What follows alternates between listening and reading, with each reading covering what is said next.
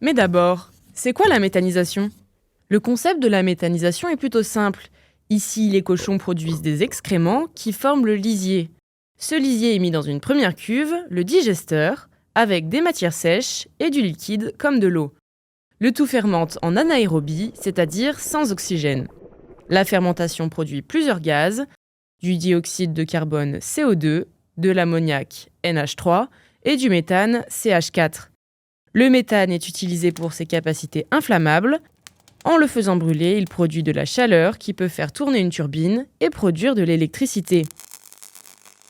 Il peut aussi être mis sous forme de biogaz et injecté dans le réseau. Une fois le méthane obtenu, les matières organiques sont transférées dans une seconde cuve et constituent désormais le digestat.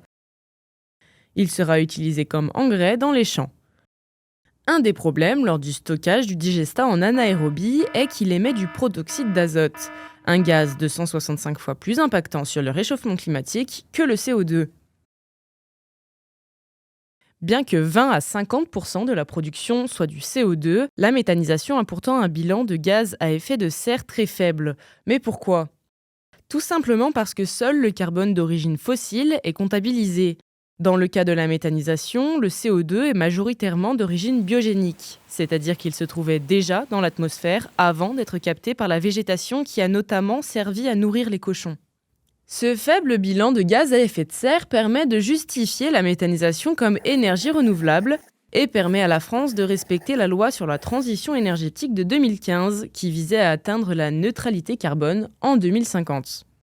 En plus de ces objectifs climatiques, la méthanisation permet de diversifier l'activité agricole en produisant de l'énergie. Elle apporte un complément de revenus aux agriculteurs, complément d'autant plus important qu'ils sont très dépendants du prix des matières premières et du cours des aliments.